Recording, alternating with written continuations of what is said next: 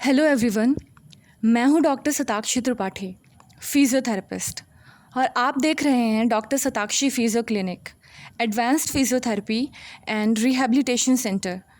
आज का टॉपिक है हिप रिहैबिलिटेशन। हिप हमारे बॉडी का सबसे इम्पॉर्टेंट वेट बेयरिंग जॉइंट्स में से एक है। हम वॉकिंग, रनिंग, स्टेयर्स क्लाइंब करने, सिटिंग से स्टैंडिंग तक ऑलमोस्ट हर फंक्शनल मूवमेंट में हिप का यूज़ करते हैं। लेकिन जब हिप में पेन, स्टिफनेस, वीकनेस या मूवमेंट रेस्ट्रिक्शन डेवलप होती है तो इसका इफेक्ट सिर्फ हिप तक लिमिटेड नहीं रहता। हमारी वॉकिंग पैटर्न, पॉस्चर, बैलेंस और डेली एक्टिविटीज़ तक अफेक्ट हो सकती हैं। तो आज हम समझेंगे कि हिप रिहैबिलिटेशन क्या है, किन सिचुएशंस में इसकी ज़रूरत पड़ सकती है और रिहैबिलिटेशन का एक्चुअल गोल क्या होना चाहिए। सबसे पहले समझते हैं कि हिप रिहैबिलिटेशन का मतलब क्या है। सिंपल वर्ड्स में रिहैबिलिटेशन का मतलब सिर्फ पेन को कम करना नहीं होता। रियल रिहैबिलिटेशन का गोल होता है मूवमेंट को रीस्टोर करना, स्ट्रेंथ को इम्प्रूव करना, फंक्शन को वापस लाना और पेशेंट को अपनी नॉर्मल एक्टिविटीज़ में सेफली रिटर्न करवाना। हिप पेन के बहुत सारे कॉजेज़ हो सकते हैं। For example, hip osteoarthritis, muscle weakness, sports related injuries, hip impingement, labral injuries, bursitis, fractures के बाद रिहैबिलिटेशन या हिप रिप्लेसमेंट सर्जरी के बाद रिकवरी। कभी कभी प्रॉब्लम हिप जॉइंट में होती है और कभी कभी सराउंडिंग मसल्स और मूवमेंट पैटर्न में। इसलिए हर पेशेंट के लिए सेम एक्सरसाइज प्रोग्राम अप्रोप्रिएट नहीं होता। रिहैबिलिटेशन स्टार्ट करने से पहले प्रॉपर असेसमेंट बहुत इम्पॉर्टेंट है। हम पेशेंट के pain pattern, range of motion, muscle strength, balance, gait और फंक्शनल लिमिटेशंस असेस करते हैं। उसके बाद डिसाइड किया जाता है कि पेशेंट को किस टाइप की रिहैबिलिटेशन की ज़रूरत है। फॉर एग्जाम्पल, किसी पेशेंट में प्राइमरी फोकस पेन मैनेजमेंट और मोबिलिटी पर हो सकता है, किसी में हिप और पेल्विक मसल्स की स्ट्रेंथनिंग इंपॉर्टेंट हो सकती है, और किसी एथलीट के लिए रिहैबिलिटेशन का गोल सिर्फ पेन फ्री वॉकिंग नहीं बल्कि रनिंग, जंपिंग, एजिलिटी और स्पोर्ट स्पेसिफिक मूवमेंट्स पर सेफली रिटर्न करना भी हो सकता है। एक्सरसाइज रिहैबिलिटेशन का एक वेरी इंपॉर्टेंट पार्ट है। Depending on the patient, programme में mobility exercises, stretching, strengthening, core stability, balance training और फंक्शनल एक्सरसाइजेज इंक्लूड किए जा सकते हैं। लेकिन एक इम्पॉर्टेंट पॉइंट, एक्सरसाइज तभी इफेक्टिव होती है जब वो पेशेंट की करंट कंडीशन, कैपेसिटी और रिहैबिलिटेशन गोल्स के अकॉर्डिंग प्रेस्क्राइब्ड हो। इसीलिए इंटरनेट पर कोई एक्सरसाइज देखकर डायरेक्टली स्टार्ट कर देना हर पेशेंट के लिए सेफ़ या अप्रोप्रिएट नहीं होता है। स्पेशली अगर पेन परसिस्टेंट है, इंजरी के बाद है, सर्जरी हुई है या वॉकिंग और डेली एक्टिविटीज़ सिग्निफिकेंटली अफेक्टेड हैं, तो प्रॉपर असेसमेंट बहुत ज़रूरी है। और रिहैबिलिटेशन का एक और इम्पॉर्टेंट एस्पेक्ट है प्रोग्रेशन। हम पेशेंट को एकदम से डिफ़िकल्ट एक्सरसाइजेज नहीं करवाते। पहले बेसिक मूवमेंट और कंट्रोल, फिर स्ट्रेंथ, उसके बाद बैलेंस और फंक्शनल मूवमेंट्स, और फाइनली पेशेंट के रिक्वायरमेंट के अकॉर्डिंग हायर लेवल एक्टिविटीज़ या sport specific rehabilitation. Because our goal is not just patient को एक्सरसाइज करवा देना, आवर गोल इज़ पेशेंट को बेटर मूवमेंट और बेटर फंक्शन के साथ इंडिपेंडेंट बनाना। जैसा कि आप फिगर्स में देख सकते हैं कि हम रेजिस्टेंस बैंड के साथ भी एक्सरसाइजेस करते हैं, और स्ट्रेंथ ट्रेनिंग एक मेन एस्पेक्ट है हिप रिहैबिलिटेशन का।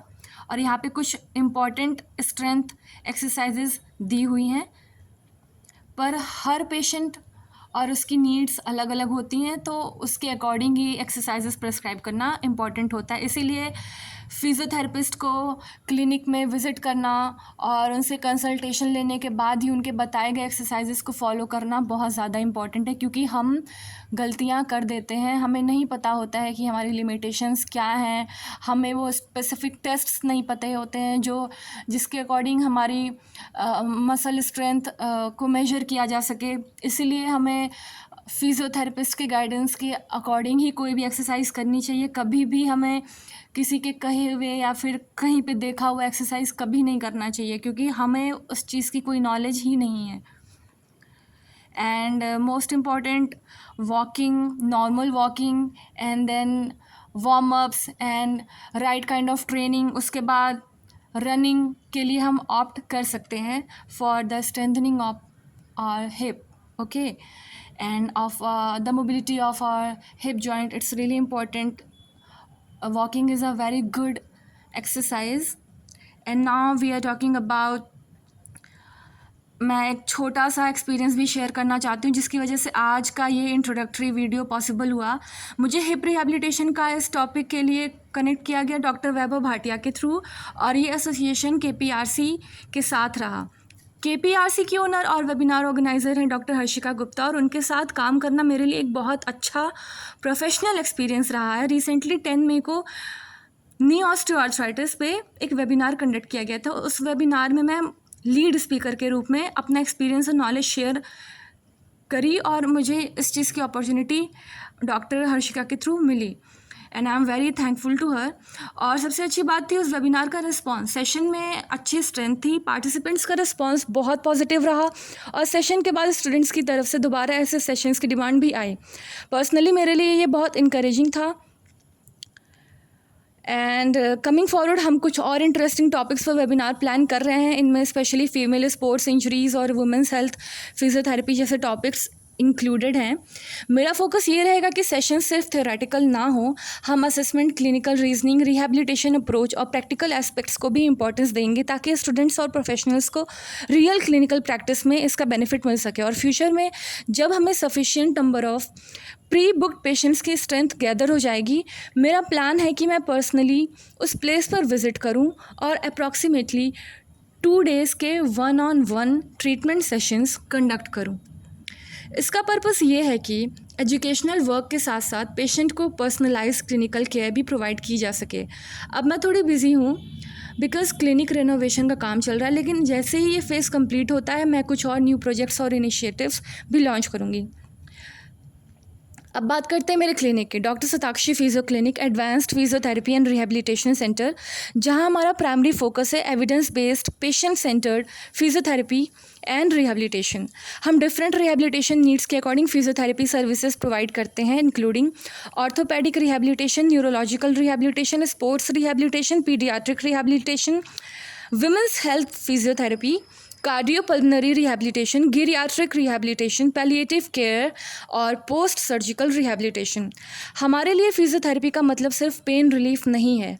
हमारा एम है कि पेशेंट को gradually better movement, better strength, better function और बेटर क्वालिटी ऑफ लाइफ की तरफ ले जाया जा सके।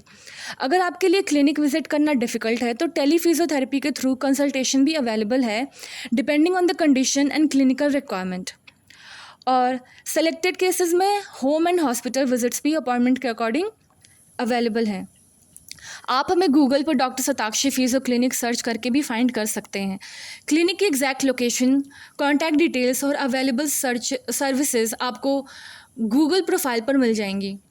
अगर आपको hip pain, knee pain, back pain, sports injury, post surgical rehabilitation या किसी भी फिजियोथेरेपी रिलेटेड प्रॉब्लम के लिए प्रोफेशनल असेसमेंट की रिक्वायरमेंट है तो आप कंसल्टेशन के लिए कांटेक्ट कर सकते हैं। फाइनली मैं बस इतना कहना चाहती हूँ।